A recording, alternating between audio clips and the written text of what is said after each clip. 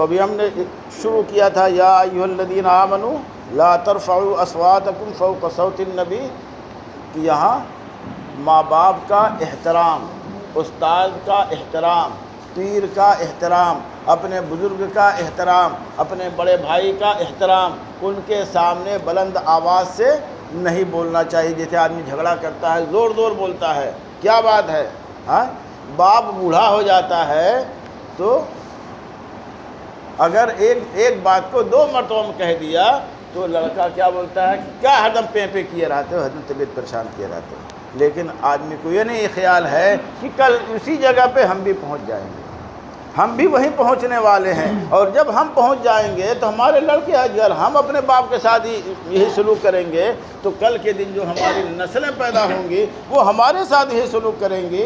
اگر یہ آدمی اپنے دل میں خیال کر لے اور سوچ لے تو پھر آدمی کو سیدھا راستہ چلنا بہت آسان ہو جائے گا۔ کہ باتیں کہنے کا مقصد یہ ہے کہ باتیں کہنے سے زیادہ جو بات کہی جاتی ہے اس پر آدمی غور کرے اور خوب سنجیدگی کے ساتھ اس کو سنے اور اس پر عمل کرنے کی کوشش کرے۔ لڑکے ہیں وہ 2 مرتبہ اگر باپ نے بلا دیا تو تیسری مرتبہ اس کو ڈانٹ دیتا ہے، کیا جو دو، لیکن جو بات زور سے حل ہو سکتی ہے وہ آہستہ بولنے پہ اور اچھی حل ہو سکتی ہے۔ نرم آواز سے جو مسئلہ حل ہو جائے گا، زور سے بولنے میں سوائے بگڑنے کے بناؤ نہیں پیدا ہوگا۔ تو ہم کبھی کبھی بہت زیادہ تجاوز کر جاتے ہیں اپنے بڑوں کے ساتھ، اتنا تجاوز کر جاتے ہیں کہ یہاں تو اپنے سے بڑوں کے لیے حکم دیا گیا ہے، اور یہ جائے کہ اگر کوئی آدمی اپنے ماں باپ کے ساتھ اس طرح سے سلوک کرے تو اس کے لیے اللہ تعالیٰ نے پھر الگ سے بیان فرمایا فَلَا تَقُل لَّهُمَا اُفٍّ وَلَا تَنْهَرْهُمَا۔ جیسے ہم کو غصہ ہے، ہم نے کہہ دیا کیا ہر دم چلاتے رہتے ہو، بڑبڑ کرتے ہو، لیکن قرآن نے کیا کہا ہے؟ والدین کا حسن سلوک یاد کرو، والدین کے مرتبے اور مقام کو یاد کرو۔ جب تم کچھ نہیں تھے تو تمہارے وجود کو اللہ تعالیٰ نے والدین کے ذریعے سے تمہارا وجود بخشا ہے، اور جب پیدا ہوئے تھے تمہارے ہاتھ میں کچھ نہیں تھا، نہ تمہارا دماغ کام کر رہا تھا، نہ تمہاری زبان کام کر رہی تھی، آنکھ سے دیکھ رہے تھے مگر کچھ سمجھ نہیں آ رہی تھی۔ پھر بعد میں دھیرے دھیرے اللہ تعالیٰ نے عقل دیا ہے، سمجھ دیا ہے، آنکھ نے دیکھا ہے، پھر سمجھا ہے کہ ہاں بھائی یہ کون ہے اور وہ کون ہے۔ ورنہ پیدا ہونے کے بعد آدمی ایک دم نہ سمجھ، آنکھ دیکھتی ہے، کھلی رہتی ہے، کان بھی ہے، مگر یہ کان کی جو سماعت ہے، وہ جو عقل ہے، عقل چونکہ اس وقت نہیں رہتی ہے، بہت مختصر ہوتی ہے۔ اس لیے جیسے اگر ہم نے ایک آدمی نے کچھ کہا تو فوراً کان نے سنا اور سن کر کے اتنی زیادہ اسپیڈ سے اس کو دماغ میں لے جا کر کے پہنچاتا ہے، پھر زبان اس کی ادائیگی کرتی ہے کہ اس کا تصور اگر ہم کرتے ہیں تو ہمارے تصور سے باہر ہو جاتی ہے بات۔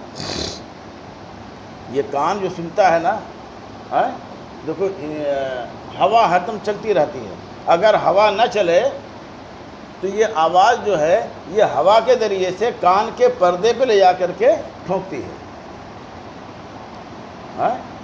بتائیے کتنی باریک بات ہے یہ ہوا، بتائیں کہ ہوا ہر دم رہتی ہے، کبھی تیز چلتی ہے تو ہم کو احساس ہوتا ہے بھائی ہوا چل رہی ہے، اور کبھی دھیری ہو جاتی ہے تو ہم کو احساس نہیں ہوتا ہے، لیکن یہ ہوا ہر دم چلتی رہتی ہے۔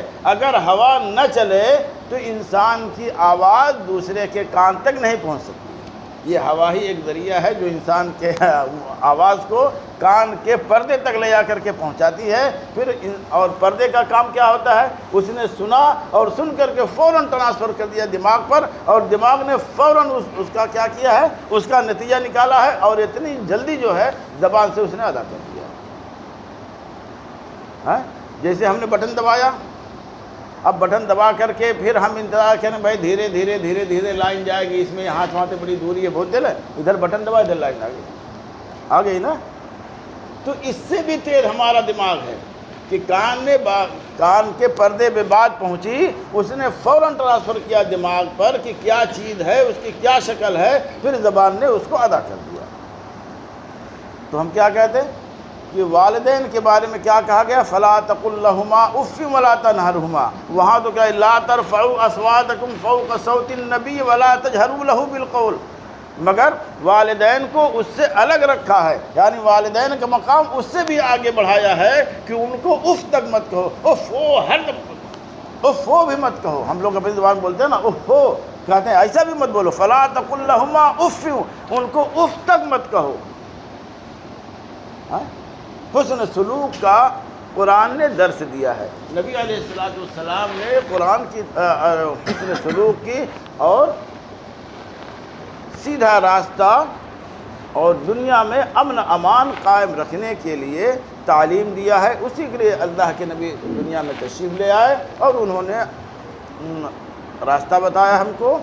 اور یہ اللہ کی بہت بڑی نعمت ہے اور بہت بڑا ان کا احسان ہے کہ ہماری ہدایت کے لیے اللہ نے انبیاء کو بھیجا اور ہم سیدھا راستہ جان گئے، ورنہ ہم کیا جانتے. اچھا بھائی، ایک اعلان ہے. دیکھو امام صاحب گاؤں گئے ہوئے ہیں اور جو ان کے قائم مقام امام صاحب ہے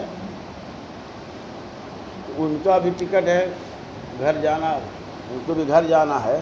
تو ان کا جو مشاہرہ ہوتا ہے، تنخواہ ہوتی ہے، کچھ تنخواہ میں کچھ پیسہ کم پڑ رہا ہے. جو معاوضہ انہوں نے طے کیا تھا کہ اتنا پیسہ آپ کو مہینے میں دیا جائے گا، تو ابھی جو مسجد میں چندہ وندہ ہوتا ہے تو اس حساب سے ان کی تنخواہ میں کچھ پیسہ کم پڑتا ہے. 3-4 ہزار روپیہ کی بات ہے. اور وہ امام صاحب گاؤں جا رہے ہیں جن کو قائم مقام بنایا تھا، تو ان کی تنخواہ بہرحال ان کو دینا ہے، ان کا حق ہے اور ان کو ضرورت پڑ گئی ہے.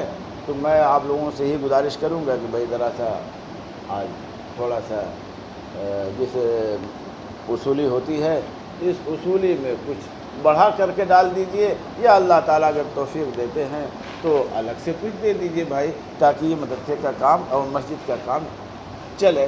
اس سے پہلے ہم نے آپ لوگوں کو بتایا تھا بھائی یہ مسجد ہے، یہ ہمارے اور آپ کے تعاون سے چلتی ہے.